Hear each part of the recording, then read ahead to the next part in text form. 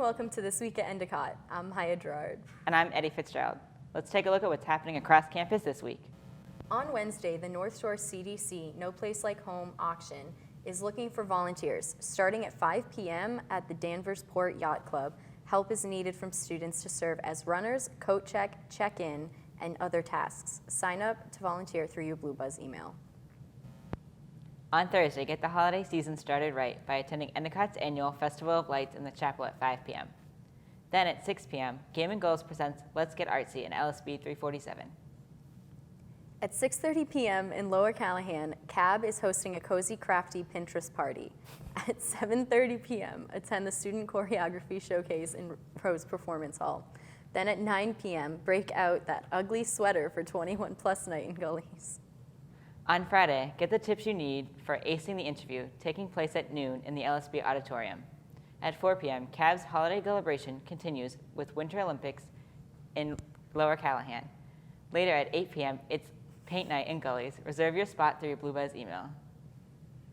Fridays are always full of worthwhile volunteer opportunities throughout the day. In the morning, the Community Giving Tree is looking for help to sort and organize donations to distribute to families in need in Middleton, Mass. In the afternoon, Landmark Senior Living Happy Hour seeks volunteers to help with setup, engaging with residents during the entertainment, and cleanup. In the early evening, New England ARC Friday Night Happenings provides a social event to people with developmental disabilities. Volunteers will be playing bingo at Endicott this week. You can sign up for any of these great opportunities through your Blue Buzz. This Saturday marks Endicott's annual trip to New York City. The $125 ticket includes transportation, a ticket to the 9/11 Memorial and Museum, and a ticket to the Radio City Music Hall Christmas Spectacular. Get your ticket today through Blue Buzz. Later at 8 p.m., Late Night Loca presents Winter Spirit Craft Night. Get up early on Sunday and be a part of the Law Enforcement Special Olympics Torch Run. Email lrawls@endicott.edu for more information on volunteering or participating. At 3:30 p.m., the CAB Celebration presents Christmas by Candlelight at Old Sturbridge Village. A $15 ticket includes transportation and ticket to the village. Purchase your ticket through your Blue Buzz. On Tuesday, stop by the EC Radio Open House between 4:30 p.m. and 6 p.m. and check out its new location. Come by Gullies to tour the EC Radio studio and lounge, enjoy refreshments, and listen to the live show featuring music and interviews. There are a number of seasonal trips taking place in December. These include skating at Frog Pond in Boston on December 9th and Elf the Musical at the Wayne Theater in Boston on December 10th.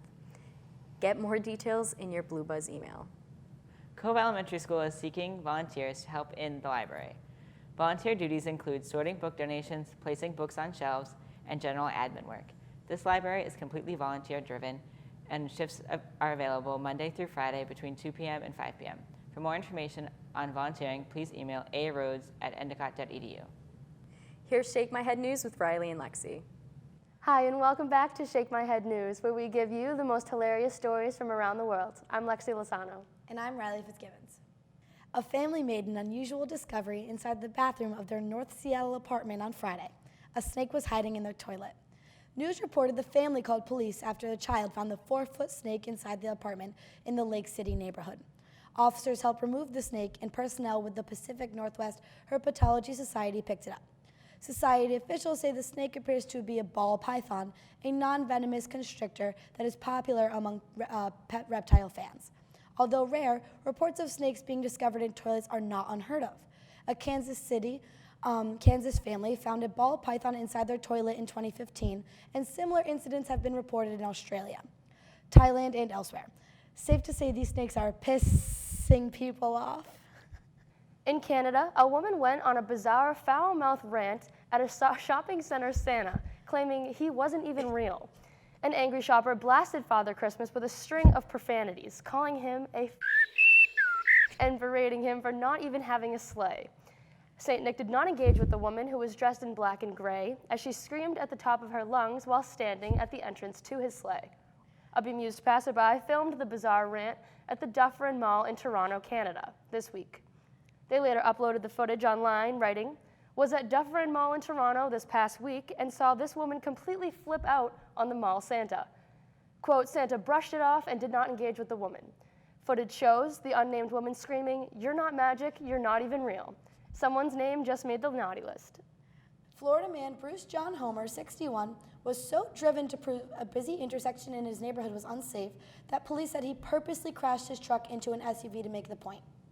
People are always running the stop sign at this intersection, and since you guys, the law enforcement, don't do anything about it, I did, Homer told Lake County Sheriff's deputies after his Sunday smash-up. No one was injured, and the SUV driver told deputies he was going through the intersection in Clearmont when Homer's truck pulled out in front of him. The motorist said Homer then walked up to him and said, "You ran the stop sign, and this is the 10th accident at this intersection, and they won't do anything until someone dies." Deputies said Homer took credit for the crash, and it may not have been his first. Homer told investigators he and his wife almost crashed at the same intersection a couple of weeks ago. Now that's one way to prove a point.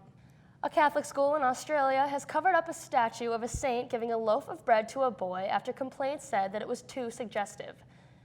The statue of St. Martin de Porres at Blackfriars Priory School in suburban Adelaide shows the bread being held at crotch level as a boy smiles and gazes up and reaches for it.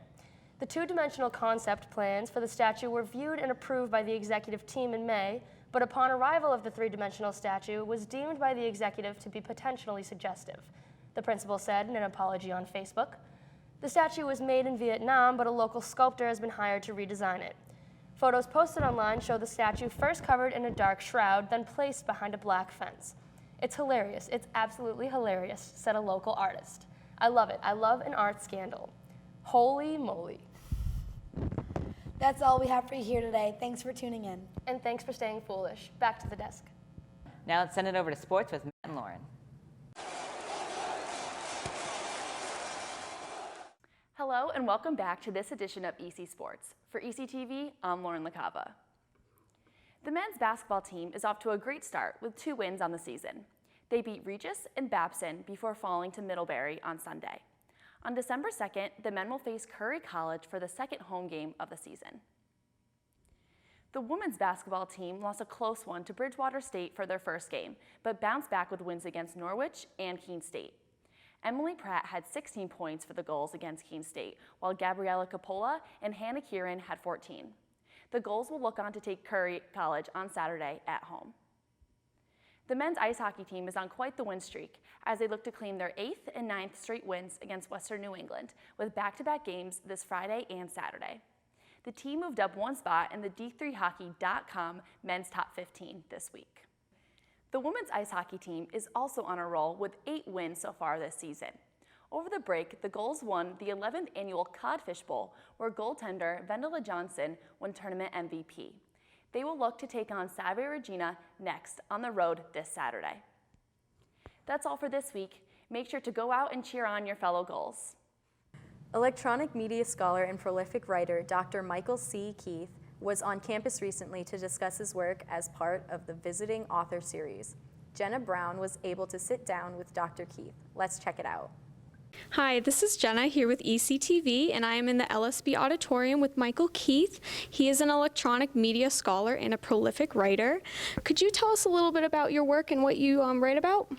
Yeah, mostly what I do is, or mostly what I've done is write books that examine the operation of radio stations and television stations, as well as the history and the role of media in American society and culture. And is there a message that you want to spread to the students here? You know, you come to speak, just gave a really nice talk. What kind of message are you planning to spread to the students? Well, I think that life experience is very important, and try to take from life experience those things which can help you as you go into a profession, as you develop your relationships with people, as you live your life. Learn as much as you can. Be constantly educating yourself by keeping in touch with what's happening in the world.